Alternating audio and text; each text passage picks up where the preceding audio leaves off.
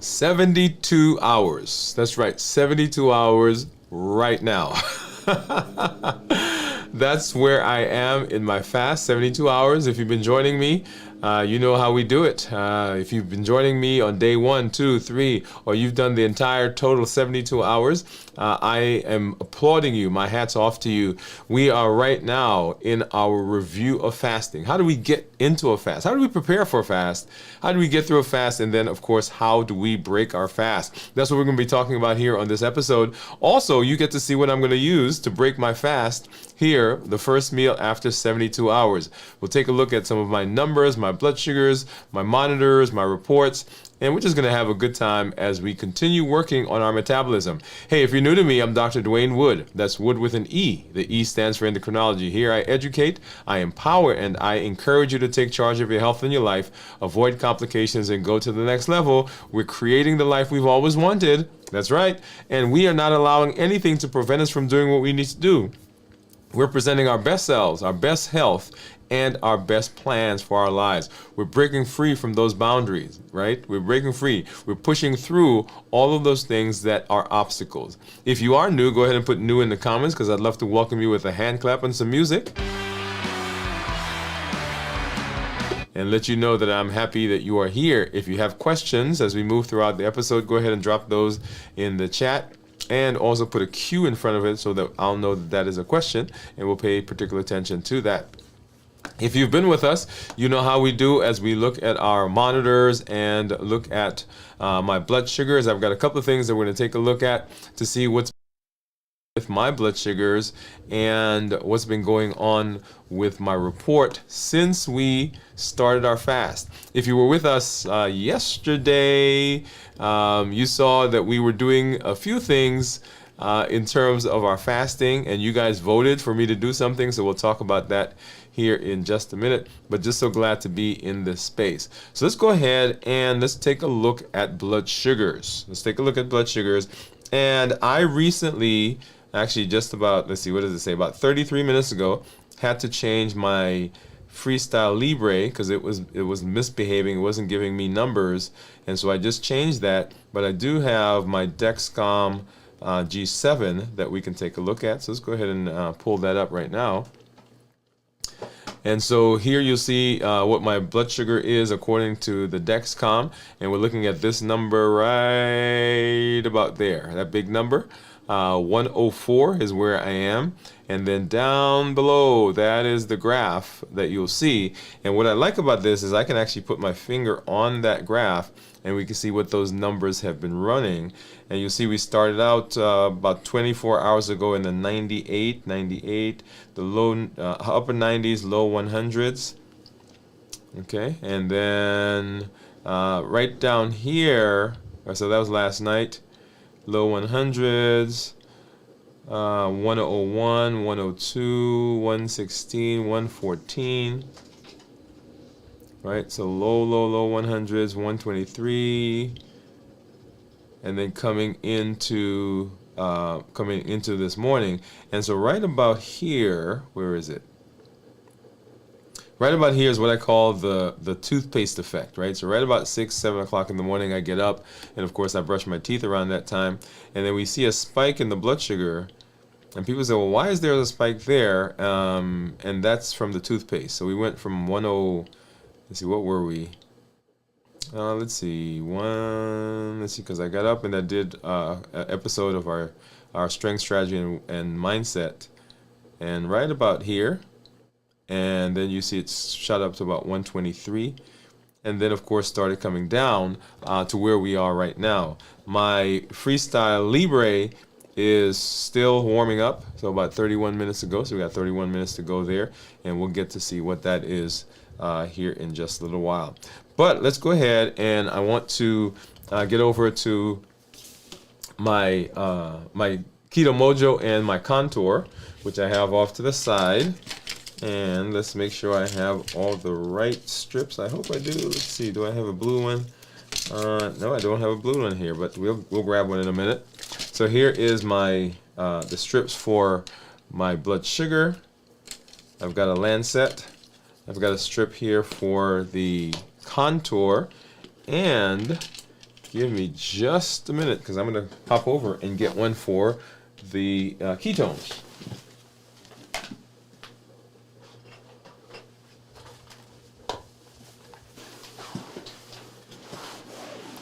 All right. And so here's my box. So I'll get in there and let's grab these out. And of course I pull out the one, oh, there you are. All right, so I'll grab that set, put these off to the side, and just tear one off. Okay, so let me give a strip for the contour. Just one, just one, just one. They're all trying to pop out of there. Get that into the contour. And what do you think my ketones are going to be, right? So we're 72 hours in. And let's open this one. And yeah, so after 72 hours, what do you think my ketones would be? Right? And so here's my Lancet. So I don't usually use the Lansing device, and you guys know that by now. I just get the Lancet, I open it up, I find a finger, and I'm going to use this one, which is the one I've been using recently. I normally use one of these two, but yeah. Let's go ahead and get that in. And ow, ow, ow, ow, ow. Okay, that better give me a good drop. Yep, there we are. A very brisk drop, actually. And let's get that one started. And then we need one more for the contour. And while that's happening, I'll put my blood sugar back up according to this guy. And you see, so 76, 78, and then of course right there you see that the Dexcom says that I am 105. And I'm going to go ahead and take this strip out. I'm going to open this, and this is why I like to open it before, because with the drop of blood, sometimes it's a little awkward trying to get it out. Well, let's see. And then I don't want that drop to dry, right? All right, so here we go. I think we'll make it. Get that in, and then get that started. Okay. All right, so 76, 105 is what my what this guy says it was, and let's see what the ketones are showing up as. And the ketones are 1.1 ketones. And remember, for ketones that are less than 0.5 considered normal, 0.5 to 1.5 considered nutritional ketosis, and then above 1.5 is considered therapeutic ketosis. So right now, I'm in that space in the nutritional ketosis section, okay? And then let's take a look at what my blood sugars are on what they've been running over the course of the last several days. And you see there on the screen, so my average blood sugar is 122. I usually tell people I want their blood sugar to be between 100 and 120, okay? And my glucose management indicator, 6.2. That means if I were to get an A1C, based on these numbers that I've been having over the last 2 weeks, it would be a 6.2. I can't call it an A1C because it's a calculated number, but that's where we are. And then my average, I'm in range 100% of the time. Now remember, this range can be a little confusing. Not confusing, but a little deceptive to people, because the range actually is 70 to 180. So that means, according to this device, you can actually be at a blood sugar of 180, way up here, and still be considered within the range. But we don't want blood sugars to be that high. Normal blood sugars are between 70 and 99. So any blood sugar above that actually is causing damage. So why do we give those parameters? We give those parameters because it's a safety issue. So if someone is on medication, for example, the medication doesn't know that you're at 70, which is normal, but the medication continues to cause the blood sugar to go down. So that's an issue there. And then the 180 simply is we need to pick another end, right? So we got the starting end at the beginning, or the low part. We got to pick another number to have people say, oh, I need to pay attention to that. But really, a normal blood sugar is between 70 and 99. That's what we're shooting for. The 100 to 120 that I tell people is a narrowing of that normal 70 to 180. So I say I want your blood sugars to be much closer. If you have blood sugars within that range, then your A1C is going to approximate about a 6.5, which is really what the treatment goal is for most diabetics. All right, and so if I take this and I look at my 90-day average, you'll see there that my 90-day average blood sugar is 112 with a glucose management indicator of 6.0. So that means then that my blood sugars over the last 2 weeks have been higher than my blood sugars the 10 weeks prior to that. Okay, for lots of reasons why that may be. Let's see. So let's take a look at actual blood sugars. If I look at these graphs, and so what we've been doing is we've been tracking. So right now I'm right here about 72 hours, not about, but 72 hours in. And let's take a look and see what's been going on with blood sugars throughout the course of the fast. So let's see. So 115, 100s, 117, 123, 106, 109. So basically staying in the between 90s and low 100s for this morning. Going back, look at those numbers. And so now we would have been, 56 hours into the fast last night when we did our check-in. So 103 earlier in the day in the 90s, 100s, low 100s. And then right here again is what I call the toothpaste effect. Right there about 6, 7 o'clock is when I get up and brush my teeth. And so we get a spike before those blood sugars starts coming back down. Into the day prior to that, right, 100s, low 100s, 94s, 120s, toothpaste effect right about there. And then into the night, right, so we were in the 100s, 90s, 80s. Actually, I think we were down in the 70s at one point. And then going back further, so we started the fast right in here. And let's take a look and see what happened following the last meal. If you were with us over the course of the week, the last several weeks, you saw that I do a check-in right at the time when I'm eating my last meal, and you got to see what that is. If you didn't see what that is, go ahead and watch that episode, Dwain Woode, MD Pop-Up Live. And so I ate right here, 108 was what my blood sugar is. And over the course of the next several hours, we went up to 120, 127, 132, 120s, 1-teens, right? And then started coming down into 100s and then pop up here to 130, right? So you see that food, the food I ate, really didn't have a significant effect on blood sugars. Right, so we started out at 108 and we climbed up to, I think, 130 was the highest I saw? Yeah, 137 was the highest that I saw. And then for the rest of the fast, we've kind of been hanging 100s, 1-teens. I think we got up to 130 at one point there. But really kind of staying relatively stable, right? So we did have some spikes in there, and I've got to find a different toothpaste because I think the toothpaste really is causing some issues with the numbers. But it is a thing, right? So it's not a problem. It's just that I noticed that as I go through that process. So what I want to do is I want to show you what I'm going to eat to break the fast. Let's go through that process here for just a minute. So if you remember, last night we went out to dinner. And so you guys voted on Monday or Tuesday, whenever that was, that I would maintain my fast through the dinner.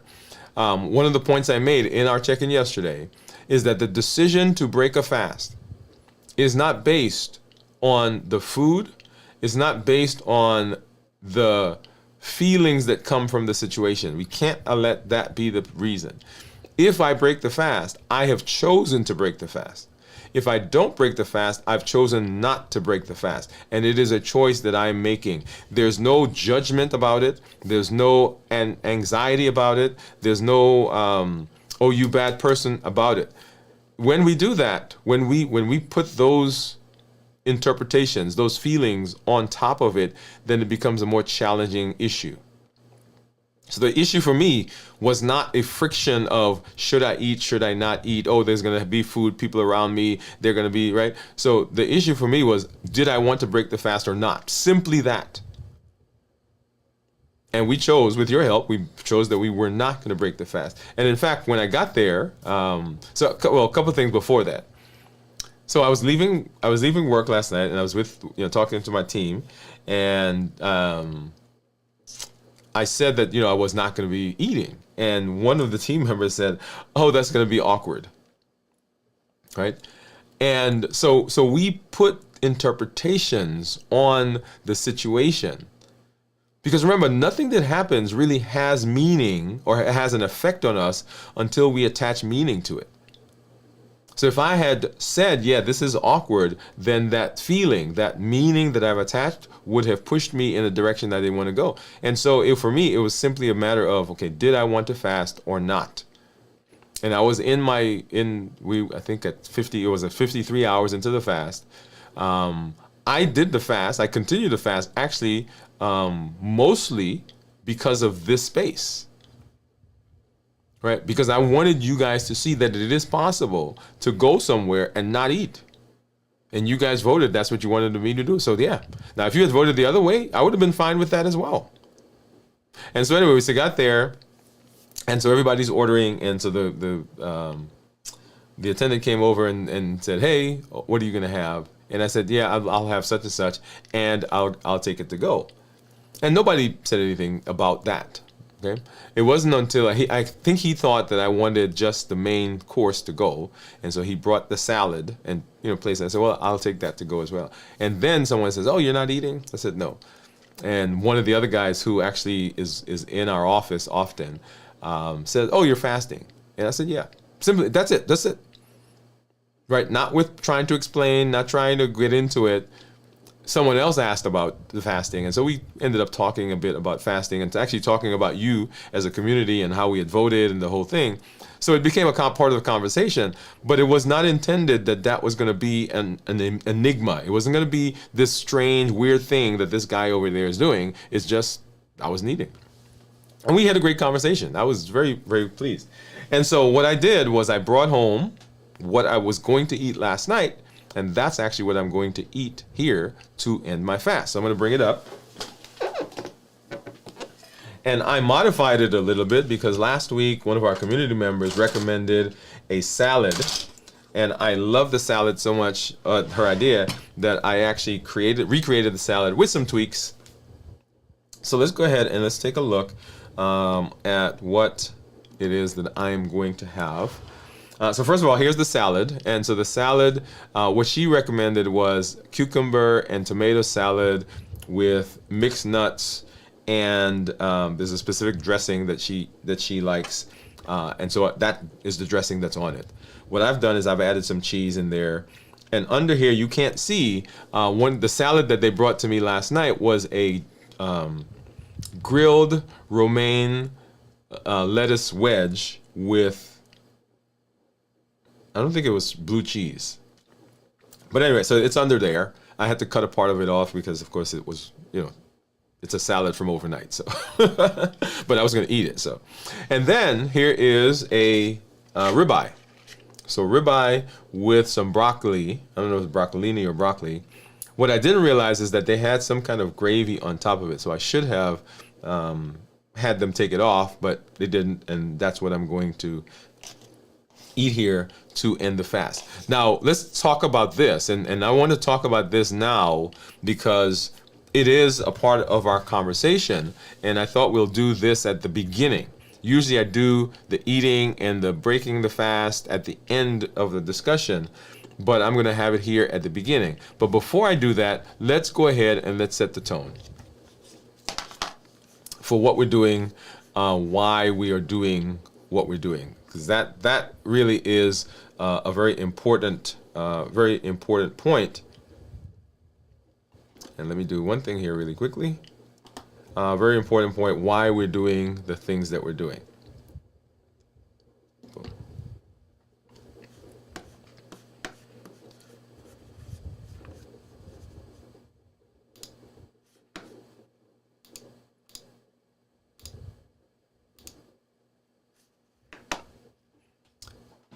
All right.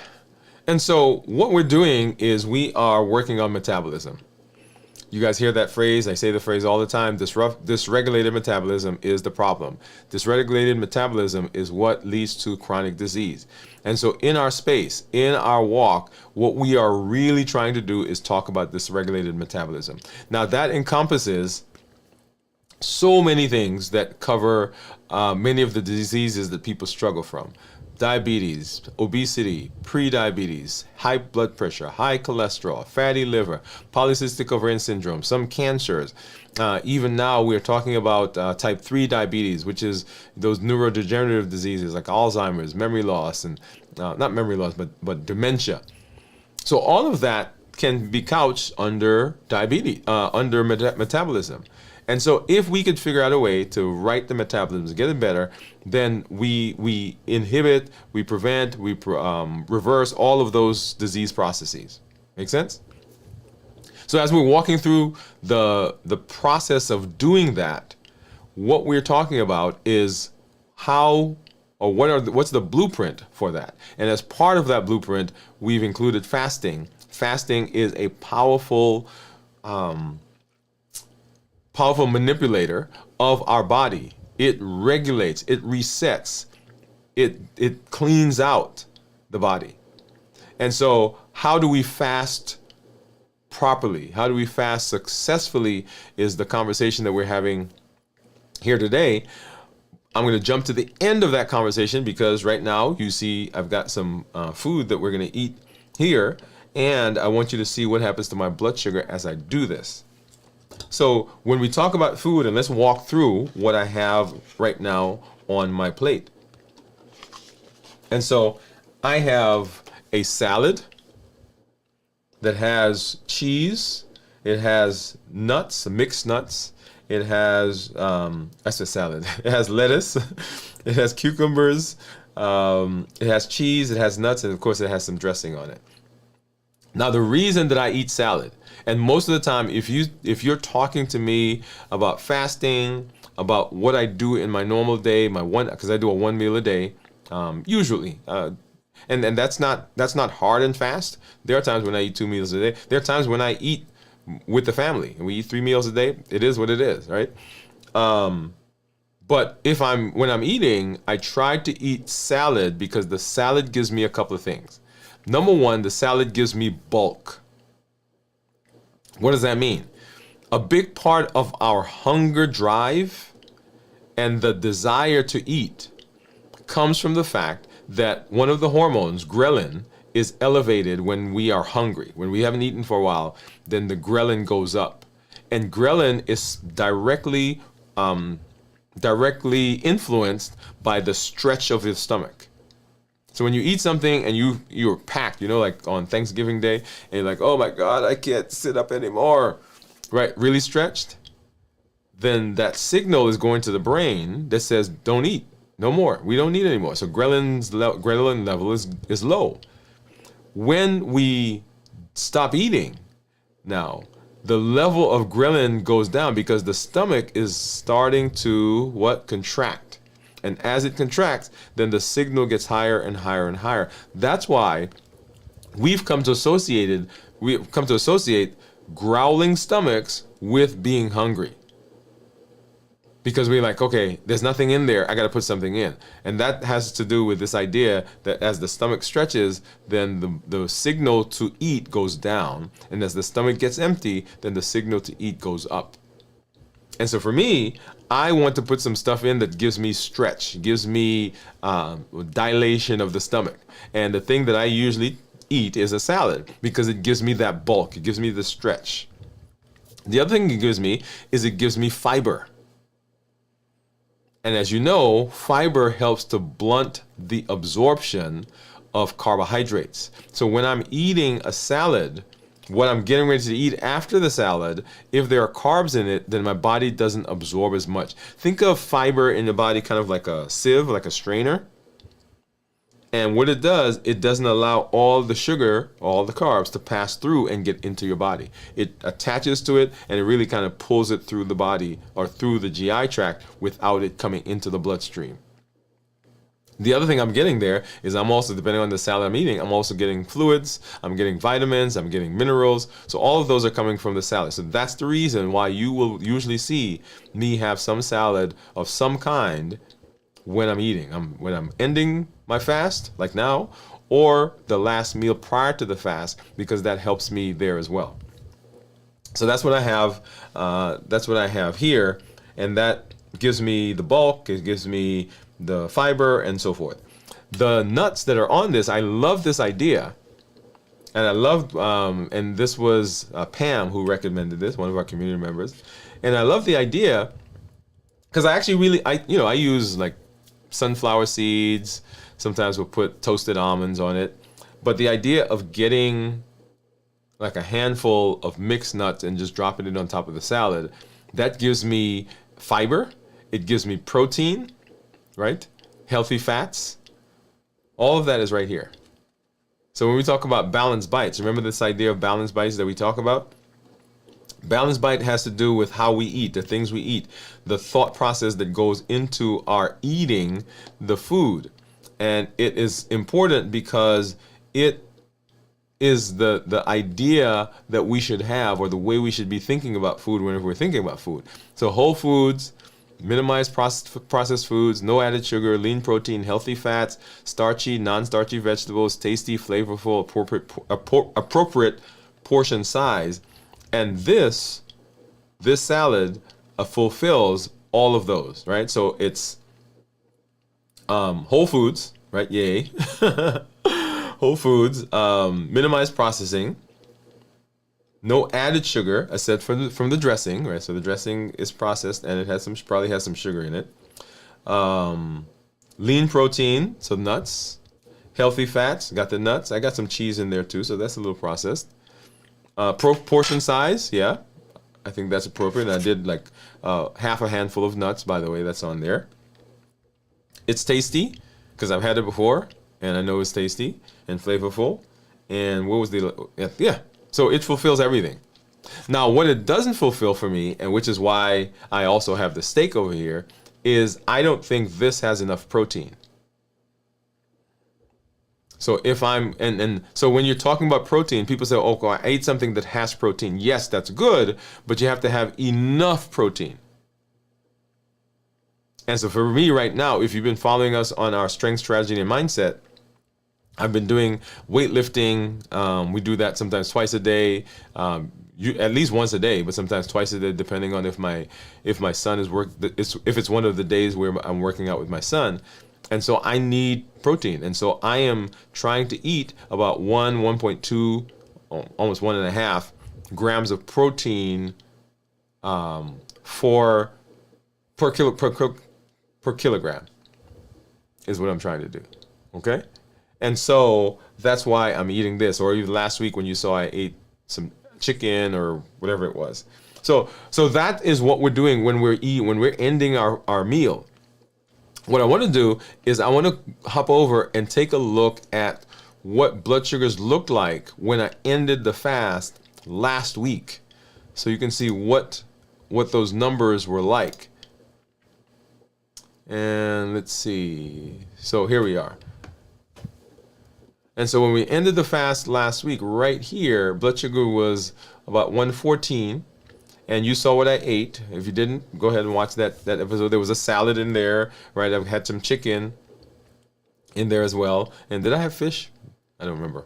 But let's take a look at blood sugars, right? So here's my blood sugar. And so we're going out now. Let's see. So started at 12. So 1 hour out, we're 108. 2 hours out, we're 108. 3 hours out, we're 107. 5 hours out, 132. 134, 6 hours out, 7 hours out, 150. And so So take a look at that blood sugar, right? So the blood sugar, it went up to about 150. And we usually say if your blood sugar is within 40 points of where you started, then you've done a good job with that meal. So not significant spiking. If I go to, and I'm gonna, let me back up a little bit. See, where's that thing? Way down here. Here we go. So if we go now, so that was Friday, and then here, I'm not sure what happened to that that monitor. 126 at the end of the next day, and then we started eating semi. And this was one of those days where I didn't do one meal a day, right? This was kind of eating with the family, and we were doing some stuff, and you see it went up there to about 170, 150, 160, 130s, 120s, 140s, and kind of stayed in the 120s, 130s, and that kind of remained, right, going into the next day, down into the 120s, 1 teens. And here's where I started doing my one meal a day again. So, right, so 130s, 120s, and then of course here it spiked up. I'm not sure I'm trying to remember what I ate there. Was that birthday cake? Yeah, that was birthday cake. Remember, we had birthday cake, someone in my office, and then back down to the 130s. So that is what we want when we talk about talk about the foods that we're eating after fasting. We want foods that are not going to cause significant rises, significant spikes in blood sugar, because if we have those spikes in the blood sugar, then of course what has to come out? Insulin has to come out. When insulin comes out, insulin will spike up your,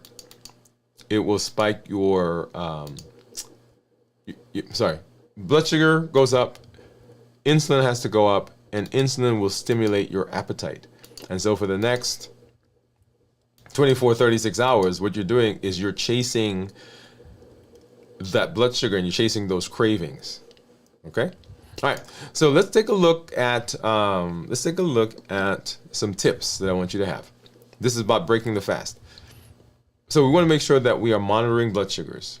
If you've not done so, if you've been following us, even if you're not diabetic, go to the store, get a glucose monitor, and begin monitoring your blood sugar. If you're fasting with us, even better, get one of the monitors that also gives you ketones, that allows you to check ketones, okay? Monitoring is important. I love the continuous monitors. There are some, well, at least one right now, over-the-counter one that you can purchase without a prescription, or if you are diabetic, get to your doctor and say, hey, I want to get one of these. And sometimes people will say it's, I don't want anything attached to me. Lots of reasons why people don't want them. I can't tell you how beneficial this is to me, right? And I wear, let's take a look at it. Yeah. So I wear two of them. I've got one on this side and I've got one on this side. I don't know if you can see that. Well, you can't see either, but that's okay. So I've got one on this side, I've got one on the other. So I wear a Dexcom, I've got a Libre. And I can't tell you how beneficial they are to me, because they help me to regulate my blood sugar. They inform me, right? They inform what I do. And so you want to monitor. Number two, portion control. Make sure that you are eating the right portions. Sometimes it's not that we are eating the wrong thing, it's we're eating too much of the thing. We've gotten used to these big, gigantic portions. Number three, eat slowly. It takes about 20 minutes for the signal to get from your stomach to your brain that you are full. And often, if you're eating, I'm going to start eating here in a minute because this is getting cold. Then you've already out-eaten the time, and so you end up eating a lot more than you would have had you taken your time. Right? They tell us to chew our food for lots of different reasons, but that's probably one of the reasons to chew your food. And then avoid sugary, highly processed foods. This is so important, because the processing, the sugary stuff that we have, they have the ability to stimulate our appetite. And you don't want to undo all the benefits that you did at the end of the fast, when you break the fast, because you went and ate some stuff that really spiked that appetite up. Make sure you're hydrated. Make sure you're getting good protein, and we will kind of walk through the protein protein information here, and make sure you're getting some healthy fats. Now, one of the things that I did want to put on here was avocado, and I forgot to put it on, but that's okay. We've got nuts and all the other things that are on there. And make sure that you are hydrated. You can use broths, right? Chicken broth, vegetable broth, for those of you who are vegetarian or vegan. Bone broth. We have one of our community members that I think I saw in the chat there a minute ago who gave us a great recipe several months ago about how to make some good bone broth. And then here are some considerations for breaking the fast.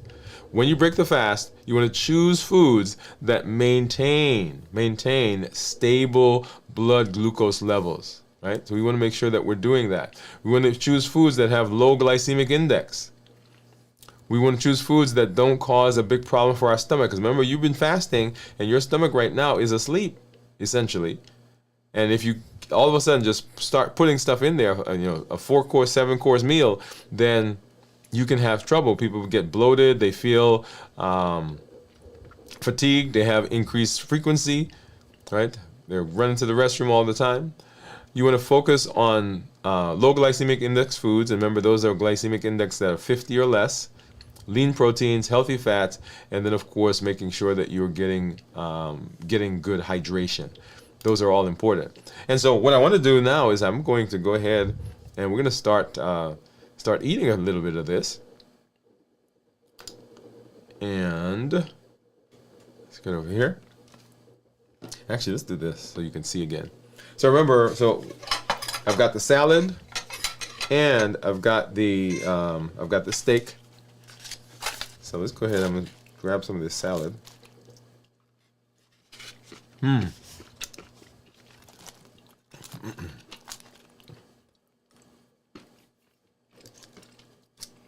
Delicious. How good does food taste after you've been fasting for 72 hours? Right?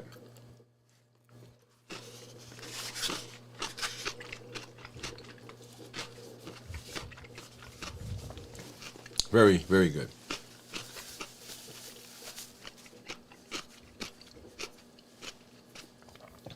Okay, so that's breaking the fast. Let's go way back and let's talk now about how we prepare for the fast. What are some of those things that we need to pay attention to? And then what's going on in our body during the fast? So why is preparing for the fast important? Because how you prepare for the fast dictates, in large part, what happens during the fast.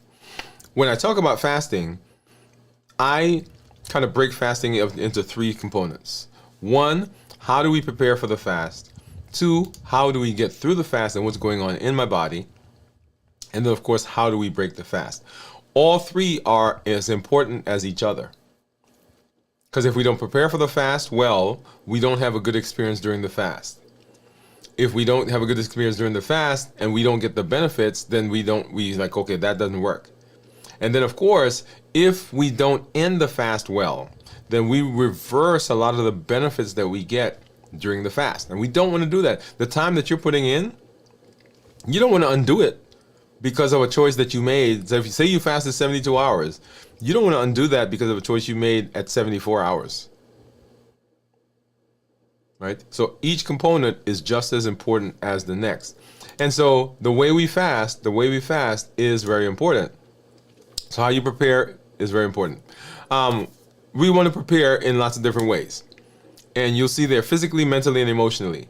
When I do my check-in, I talk about how I'm feeling physically, mentally, and emotionally. When we talked about the domains of health, we talked about how we were doing physically, mentally, and emotionally. Of course, we had the other 5 pillars or other 5 domains. But how we're doing physically, mentally, emotionally is immensely important when we talk about fasting.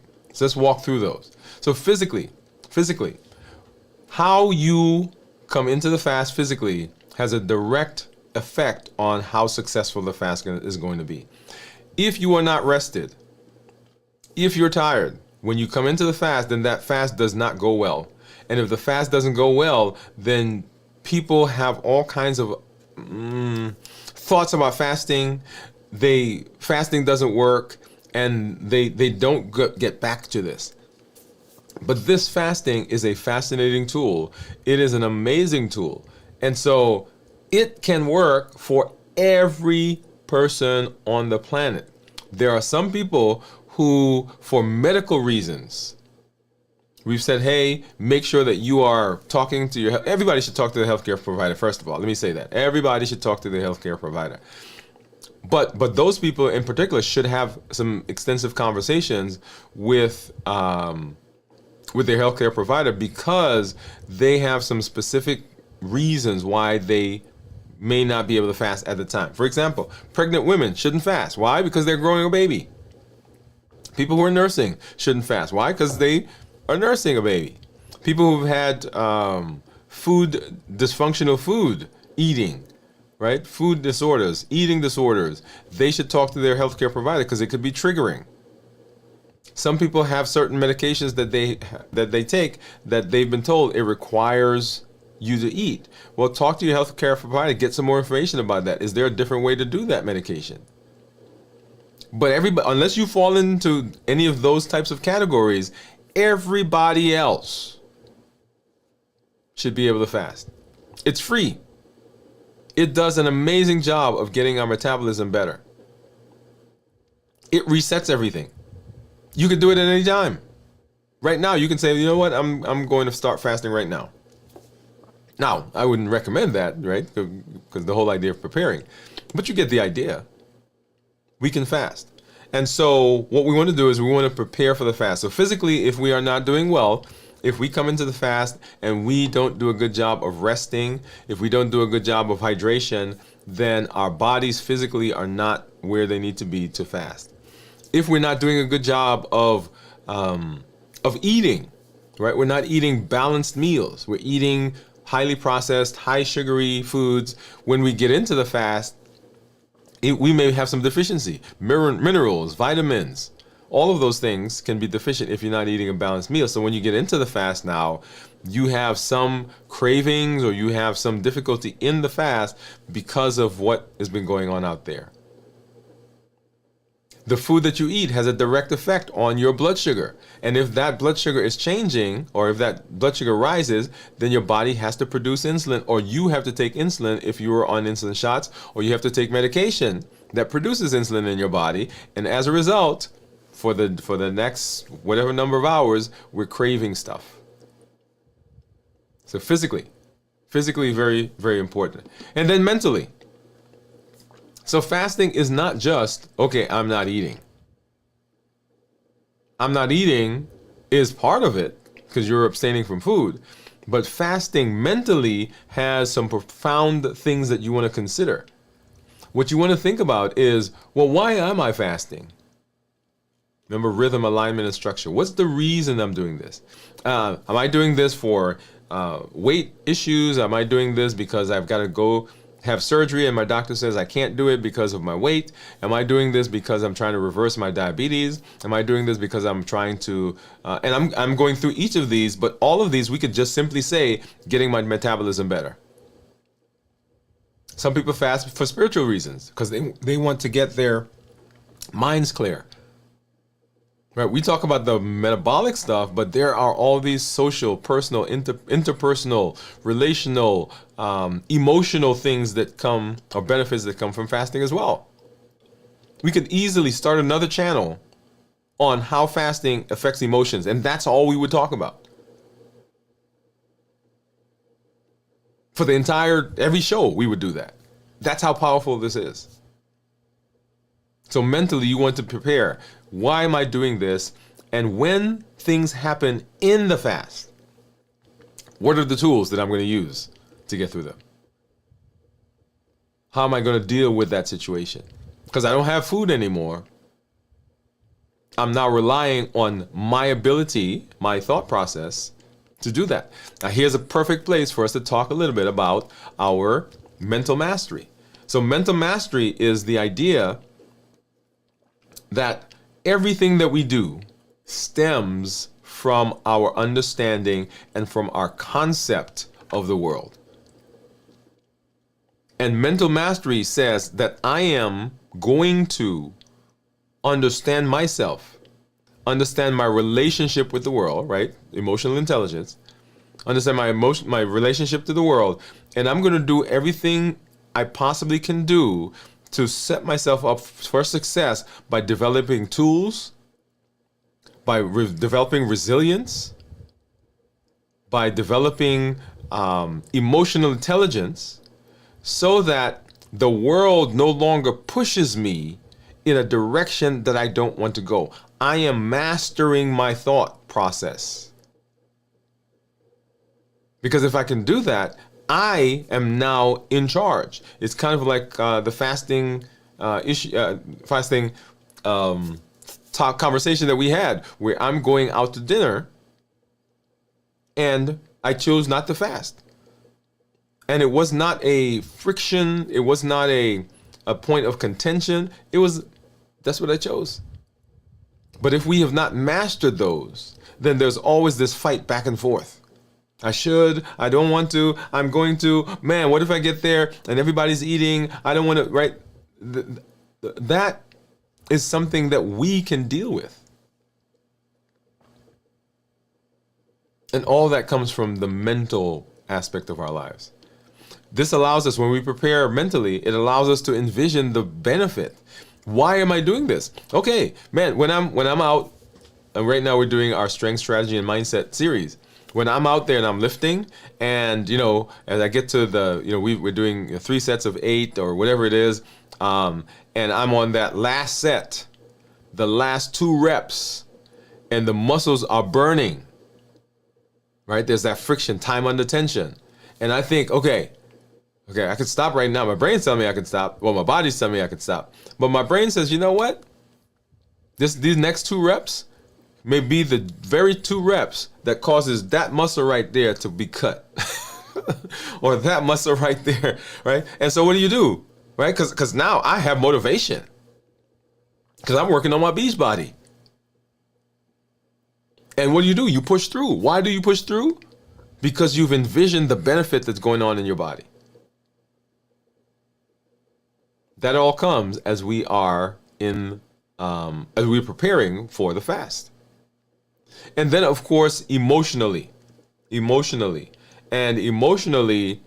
this one becomes hyper important, because our behavior is driven by feelings that come from the emotions. Remember, nothing that happens, nothing anybody says, or no situation really has an effect until we've attached meaning to it. Somebody says something, quote unquote, mean to you, or some words to you. What they've said is they said words. Those words have no effect on you. Well, I shouldn't say that. They have an effect because they have meaning. That's why they have an effect. But if you did not attach meaning to that, it's like, okay, you said some words. What does that have to do with me? But when we attach meaning to the behavior, or to the activity, or the thing that happened, then we get an emotion from it. The emotion causes a feeling. The feeling drives our action or behavior. The behavior drives our action, and the action gives us the result. So if I'm always putting on weight, what is the backstory of the weight? What is the thing that happened? What was the meaning I attached to it? What was the emotion that came from that, and the feeling that came from that then drove the behavior that drives the action that now causes me to put on weight? Now, we think it was the food that we ate right here that causes the weight, but if we trace it back, it was actually that thing that happened over there.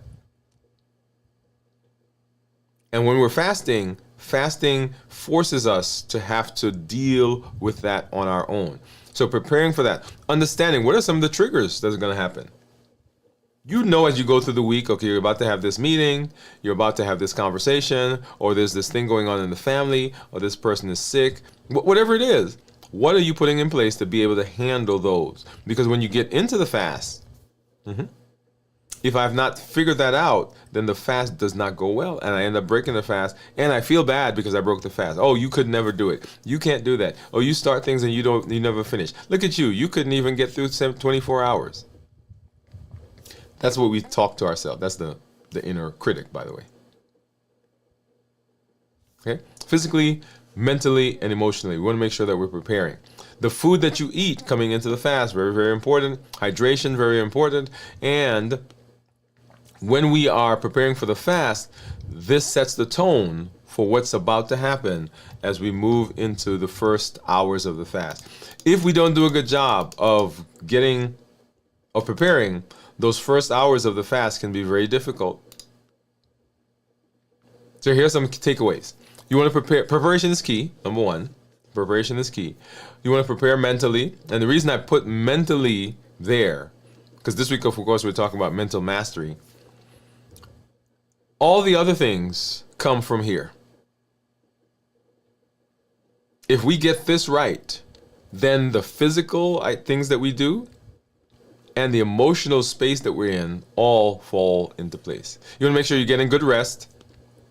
Eat nutrient-dense foods, not calorie-dense foods. And you want to get into community. I cannot stress community enough.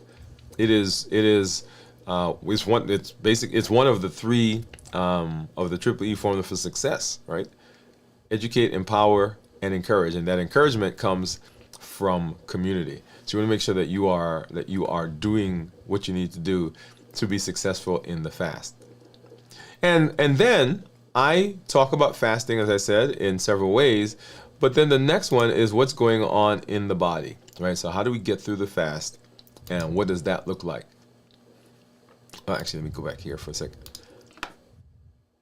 Right. So when I talk about fast, I also break it up into 24-hour blocks.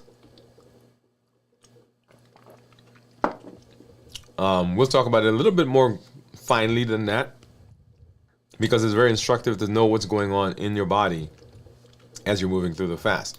So the first hours of our fast really aren't fasting. They're called the postprandial period. And this is the body is taking the food and it is shuffling it and putting it into the right places. It's kind of like you go into the grocery store, you come home with a bunch of stuff, and you're emptying the car, and you come into the house and you put this in the bathroom, put this in the refrigerator, put this on the counter because you're going to cook it, put this in the pantry, put this in the freezer, right? What you're doing is you're sorting the food. And the body does exactly the same thing. You eat, and the food that you eat has proteins, has carbs, it has fats, it has minerals, vitamins, water, fiber, all that stuff. And the body is now breaking all that down and deciding where it goes. In the middle of all of that, there is a very important hormone called insulin that is sitting there. And insulin is directing what goes on with the food. Okay, you go to the heart because the heart needs some energy. You go to the brain because the brain's thinking right now. You go to the stomach because we're still digesting. You go to the lungs because the lungs we're breathing right now. But we already have enough energy out here, so you go to the liver and get stored.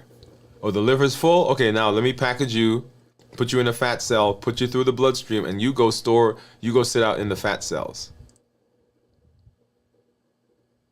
That's what's going on in the postprandial period. Blood sugars are high, insulin levels are just high. Blood sugars are up, insulin is up. People feel energetic because they got that ready that ready source of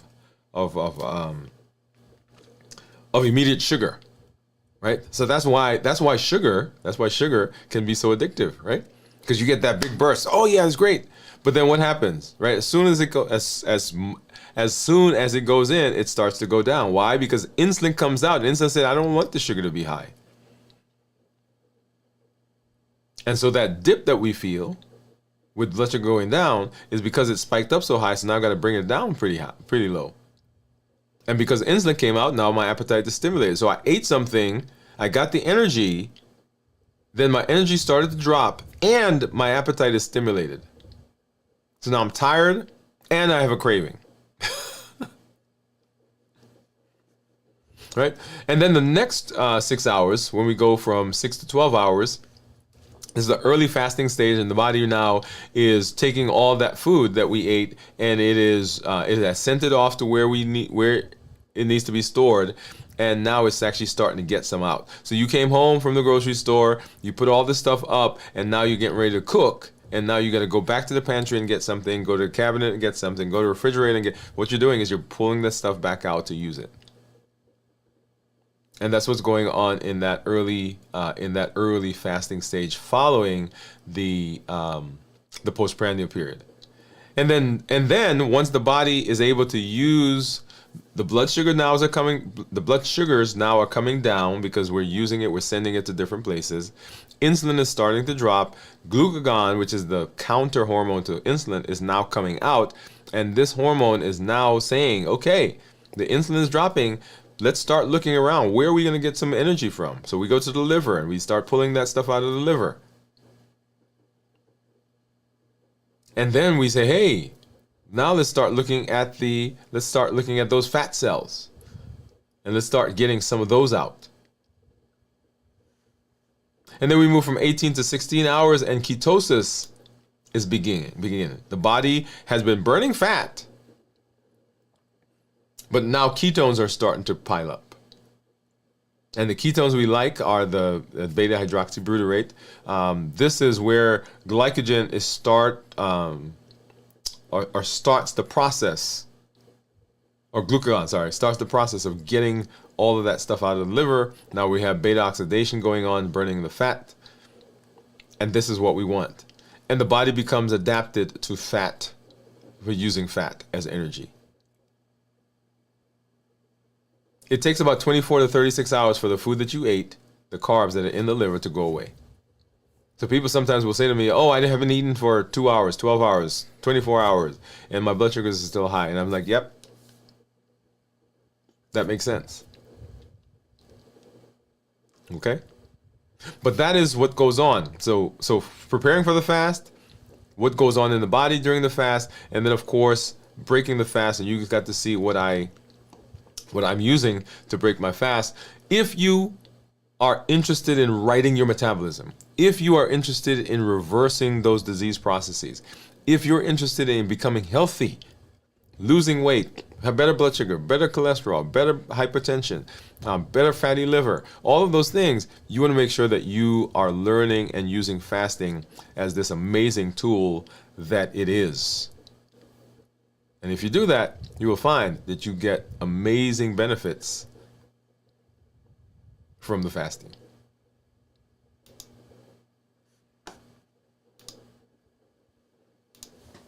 All right, so I see some of our community members out there. So let me go ahead and let's say hello to some of you.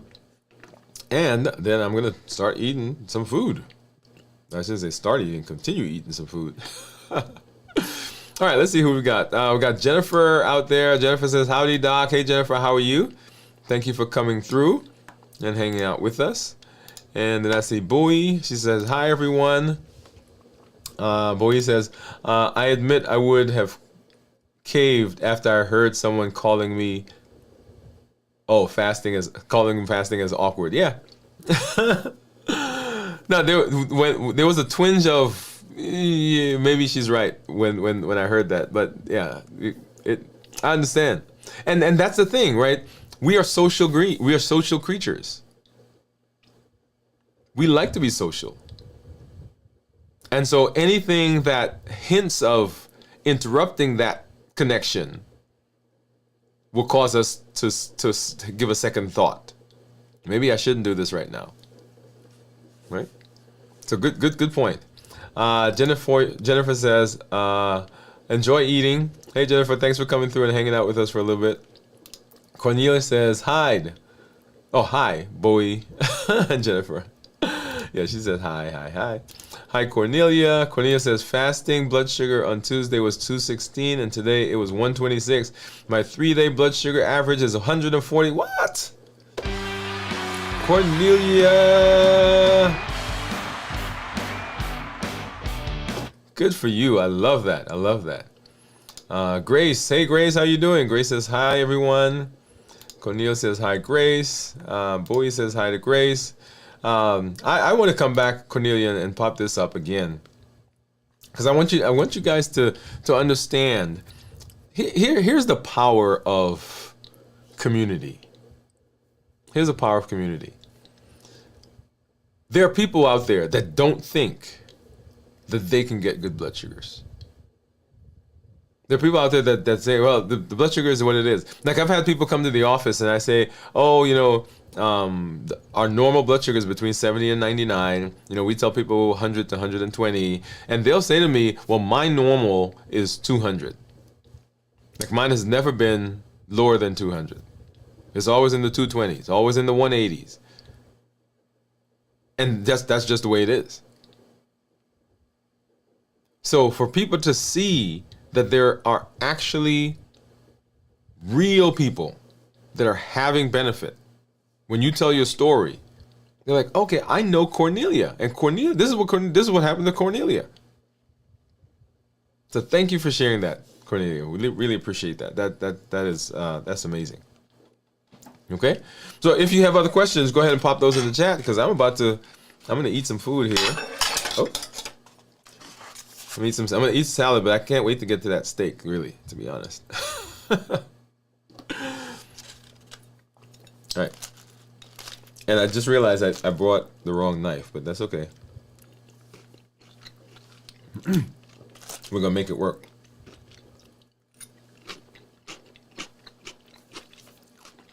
So Cornelia, I think you were fasting with us. What did you break your fast with? Well, before that, for everyone who's out there, if you fasted, go ahead and drop either 1 if you fasted on day 1, 2 for day 2, 3 for day 3, and if you did the total fast, put a T.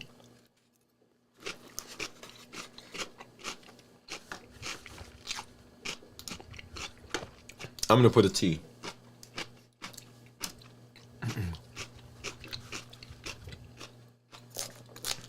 And if you didn't fast this week, and you are planning to fast, either next week or it is in your, I should say, I'm going to say in your future, but no, next week, put a P. P for planning.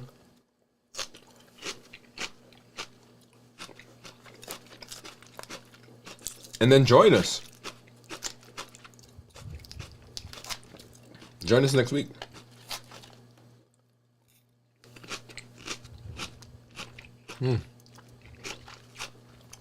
This is so good. Thank you, Pam.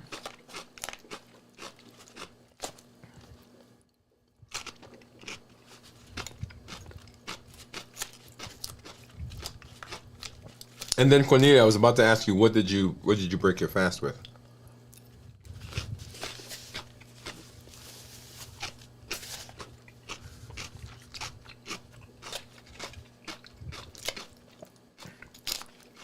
Delicious salad, delicious.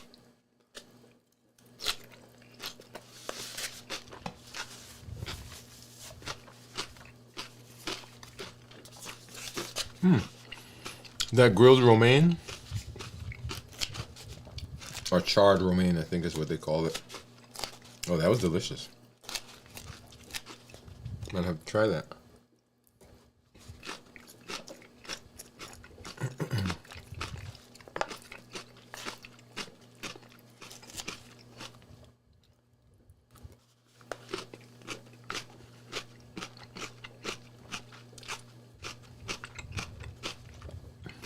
Cornelia says she's gonna break it with mixed nuts.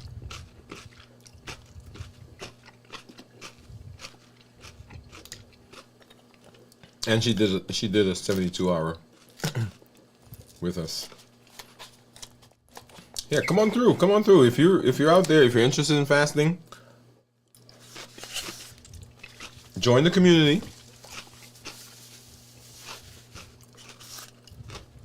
Join the community. We have people who join the community, they're watching, and finally they jump in and they start fasting and they see amazing results. I can't tell you the number of people around me who may not be doing a 72-hour fast, but they're doing some kind of fasting now. They're doing 16/8, they're doing alternate day fasting. I'm doing one meal a day.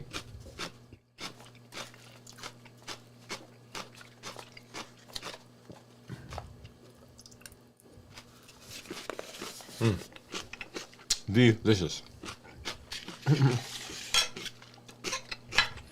Quenya says she's planning to try Pam salad this weekend. It's delicious. All right, let's go ahead and I'm gonna. And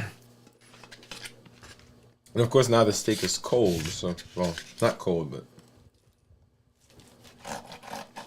let's see what we got.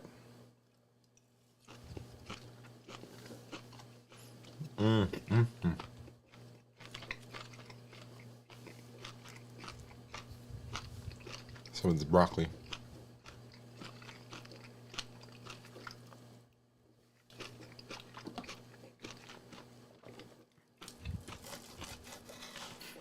Did I chew that 32 times? I don't think so.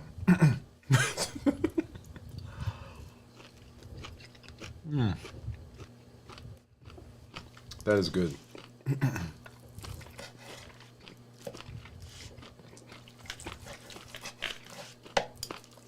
Very tender.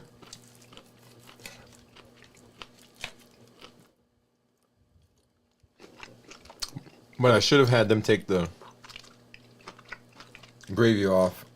Like I said, I didn't realize it had it. Don't usually like my steaks with stuff on it.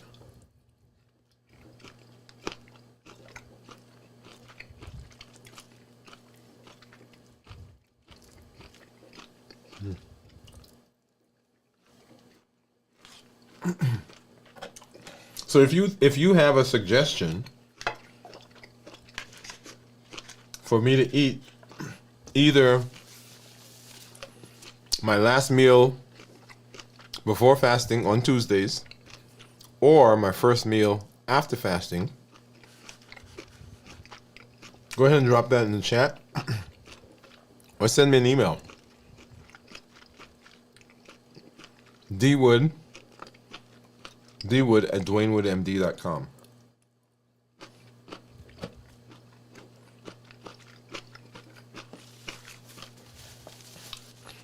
I think several weeks ago, Gion sent in a recommendation, so I did that. And then now Pam's salad.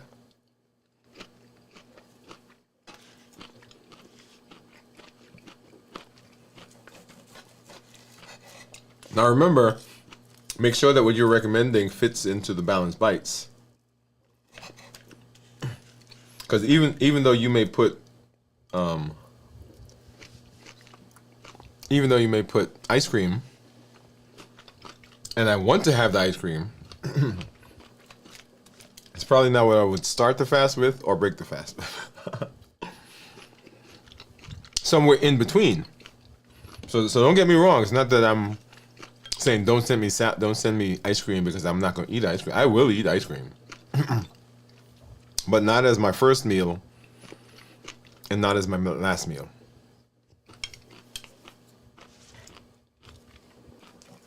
Yeah, sometimes I say that people say, oh, he's not going to eat ice cream. Yes, I will. I'll eat ice cream. I'll eat Cadbury chocolates. I'll eat some other stuff too.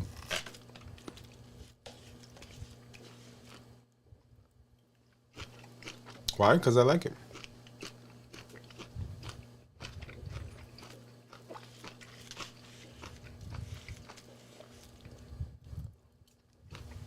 All right. So I'm going to continue eating this offline. But it's so good. So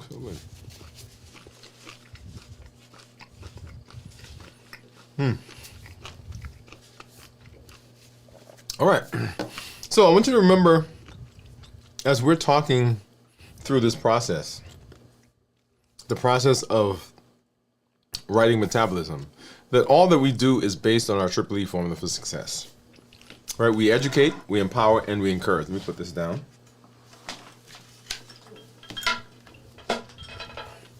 We educate, we empower, and we encourage. We educate with the podcast, we educate with the blogs, we educate with the show that we're on right now. We empower with the tools that we learn. Excuse me. and we encourage with the community. The triple E formula for success. What happens in education is that we expand our mind. We expand the idea of the options that are available to us. Because sometimes we have a fixed mindset that this is all that there is. But the education helps you to understand what's going on in your body, helps you to understand that you can make choices and you can have different outcomes based on the choices, based on the decisions, based on the consistency. That's the education. We're shifting, we're changing, we're looking at a different perspective, we're coming up with different ideas. We empower, because education by itself is not very useful. Education with movement, with power. That's why the health action plan is called the health action plan. Because it becomes powerful with our behavior, with the infusion of our behavior. And the tools that we're learning, the Limitless Living Health Action Plan, Balanced Bites, the HEAT model, the COPE model, how to create a menu, emotional intelligence. All of those are tools that we use to implement the things we're learning. And then we encourage the community that we are in. The community is so, so important. The community is amazing. The community drives. The community supports. The community pulls. The community lifts. We educate, we empower, and we encourage. And remember what Limitless Living says. Right? Limitless Living says that I'm not allowing anything from outside or anything from inside to prevent me from doing what I need to do. I'm presenting my best self, my best health, and my best plans. And because we're in a community, when I get better, I have to now turn around and help the community get better. So as you're seeing improvements in yourself, don't keep it to yourself. Say to somebody in your circle that you know is struggling, that there's a different way. Otherwise, we keep having heart attacks, we keep having strokes, we keep going on dialysis, we keep going blind, we keep losing limbs, we keep having high blood pressure, high cholesterol, and it goes on and on and on. There are over 1 billion people right now on the planet with prediabetes or diabetes. We're spending trillions of dollars in healthcare, and it doesn't seem to be stopping. It just keeps getting worse and worse and worse. You can be a voice that says, we don't have to keep doing this, family. We're losing too many of us. Let's try something different. That's what Limitless Living says. That I'm going to do whatever I can to be in a place where I'm breaking free from boundaries, I'm breaking free from obstacles, and I'm going to be successful. We will come back, and as we move through the rest of the week, and getting ready for next week, we've got a video from the vault tomorrow night at 9 p.m. right here on the channel. On Sunday morning, This Week in Review at 6 a.m. Central. And then on next week, we'll be back for Dwain Woode MD Live as we continue our walk through the Health Action Plan. Now, next week, we're going to have a little bit of a change in our schedule in terms of the time. We've got a conference going on here in town that I am going to be involved with. And so we'll have to let you know what that, I actually don't even know what the total schedule is right now for the conference. But we'll let you know for the other shows that we do through the week.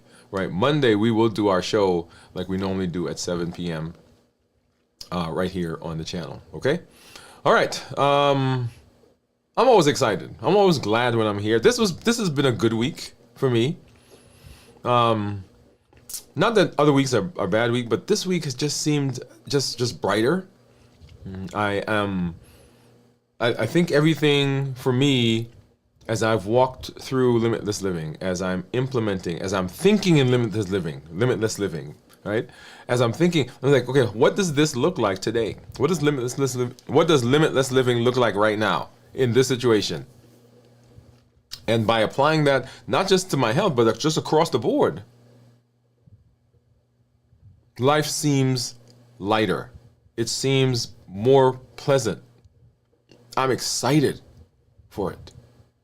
And that's what I want for you as well.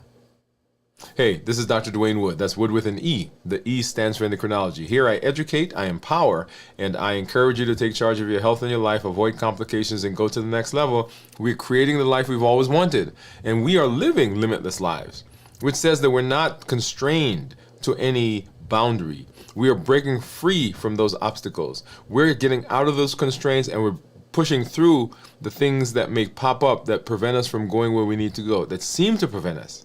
We're presenting our best self, our best health, and our best plans for our lives, and we are living limitless lives.